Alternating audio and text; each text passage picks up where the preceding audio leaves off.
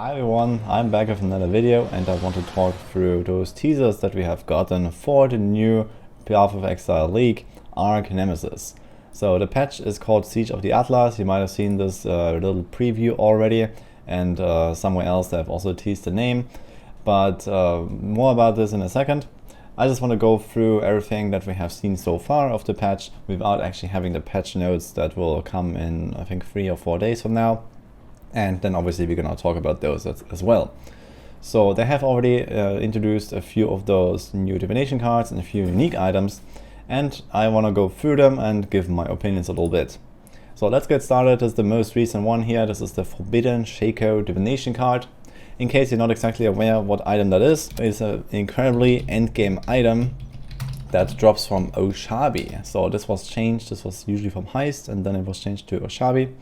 But the thing is that Oshabi is incredibly rare and most people basically never find her. This is the harvest end boss, so to say, and it's a quite rare spawn. This item in particular has the advantage that it has 2 extra support gems, so you can have a 6-link in your helm, and one of them is kind of low level and the other one is extremely high level. So typically this works extremely well for builds that want to add some kind of flat damage support gem, like added cold damage, added lightning damage, these kind of things that scale higher and higher for every level. So some of these support gems are easily double or more value than like a level 20 support gem. So this is actually pretty crazy. If you take a look here at, let's say, added cold, and we can see the scaling. So level 20 gem would be something like 169 to 250, so like 200 average, and let's say a level 35 is 560 to 840 flat added damage, so something like a 700 average. It's even more than that. It's like over triple the value.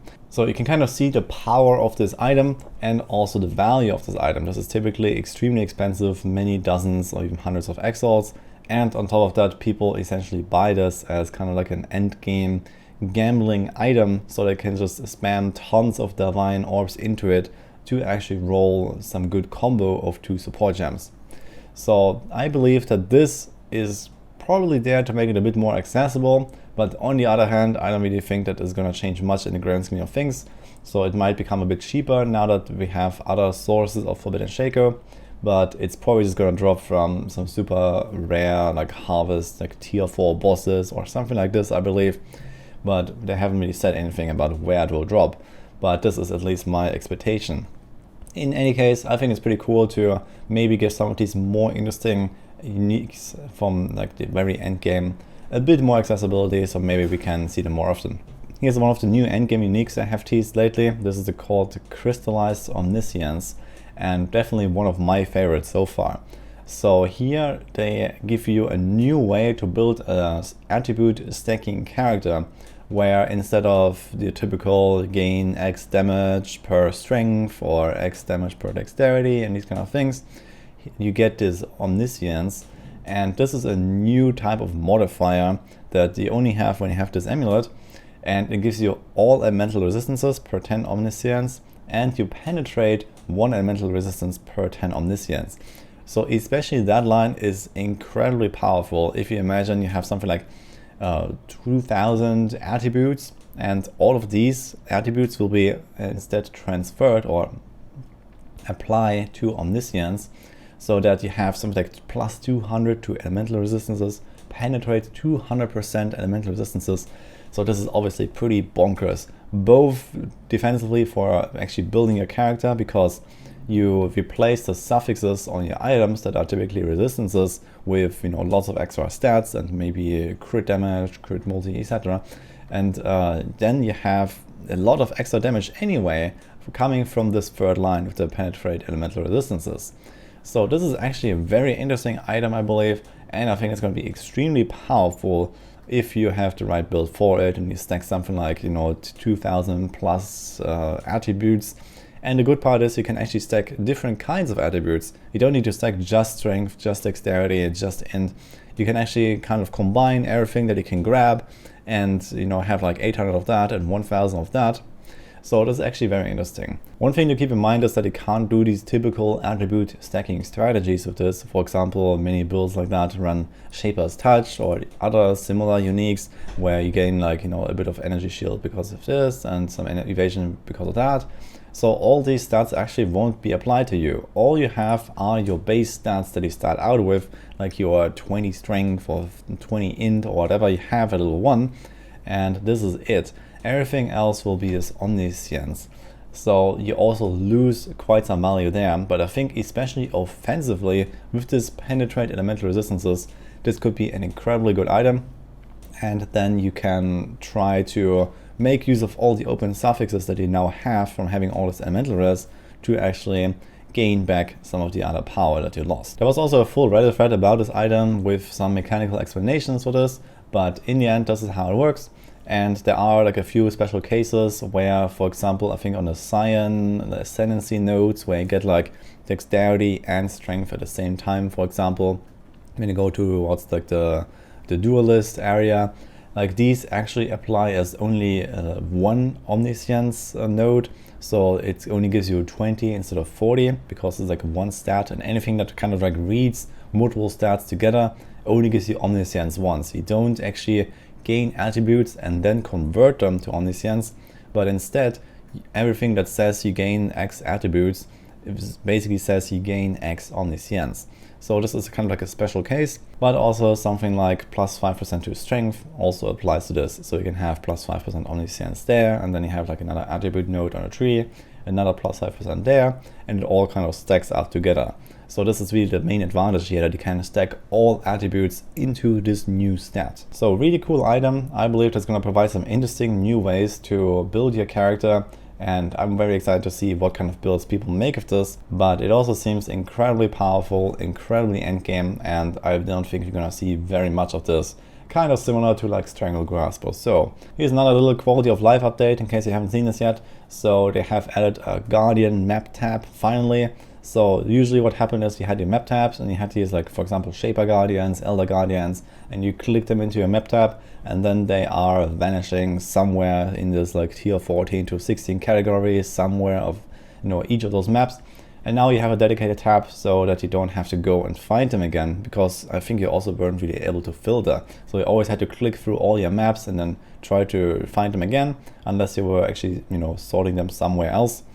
So this is a nice little quality of life improvement. I guess it doesn't really come as a surprise that we also get the current Cyrus Conquerors as new maps now as well, because Cyrus is gonna like rotate out and we get a new endgame.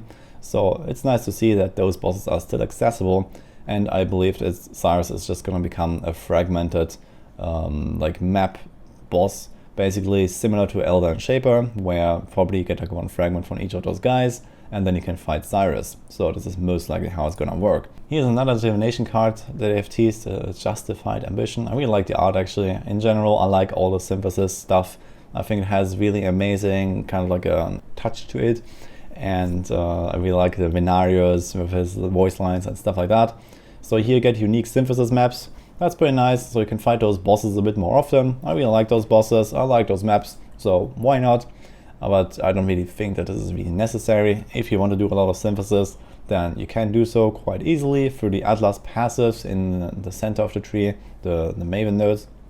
But this might also change a little bit. So maybe this is kind of showing that they might tweak things there, or even remove some of these Atlas passives and change some stuff around. So maybe they won't be as accessible anymore. But if that is not the case, then yeah, sure, some more synthesis maps.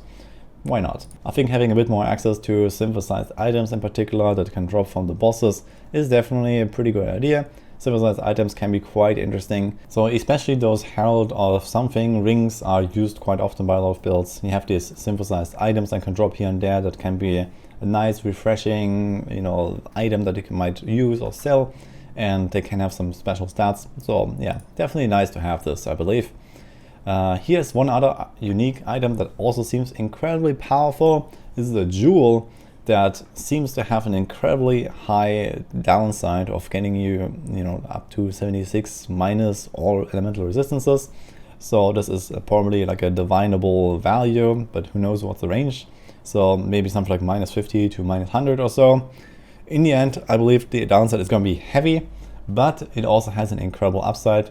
Elemental resistances are limited by your highest maximum elemental resistance instead. So what this means is that essentially you stack one maximum resistance, like for example righteous fire builds that stack a lot of maximum fire resistance through purity of fire and then some stuff on a tree and a shield or something like this, and they try to get to something like 85 or 90 fire res so that they can comfortably survive their self damage from righteous fire. And then you have this jewel and suddenly everything has 90 elemental res. So you don't have to stack the other elemental resistance anymore, so you get the other two for free after investing into one of them and then somehow making up for the downside of this minus all elemental resistances. So this is a very heavy value, but for example, if you combine this with the amulet that we have just seen earlier, you will get a lot of this elemental resistances back and have elemental penetration at the same time. So this is kind of like a combo they made here, but you don't need to have the combo. So you can also just go with this here because, well, when you stack so much of plus maximum resistance to something, you probably need some very specific items and you might not be able to stack so much of this Omniscience from the amulet. So we'll see how this plays out, but in the end you just need, you know, a few more rare items in your build, and then you can just stack up more elemental resistances in general, and with some, you know, two-tone boots with like 120 res here and maybe some big shield there that has like another 100 res and stuff, you can definitely make up for the downside, especially if you also maybe invest a few passives on the tree. So also seems like a very strong item to give people some more tankiness, which I believe is very useful, and another way to especially go around spell suppression, which has proven to be extremely powerful since it was introduced this league. Since most spells in the game will usually deal elemental damage to you, you can go around spell suppression entirely by just having very high all res, and it kind of serves the same purpose in building your character defensively. So while the downside is huge, I believe the upside is incredible, especially if you have a build made for it already. And here's the last new item that I have teased so far, or a divination card again. So this is the Bijou for a level 84 Cluster Jewel, and it has really cool art and name, I believe, so I like this.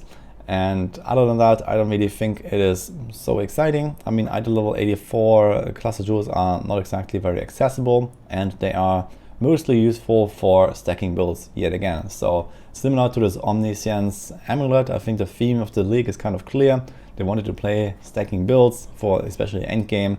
So this is used for these kind of jewels here, not for getting like, you know, certain passive nodes here, because all of these are actually accessible at a way earlier level already. So typically it maxes out at 75 and almost everything can be gotten way before that already.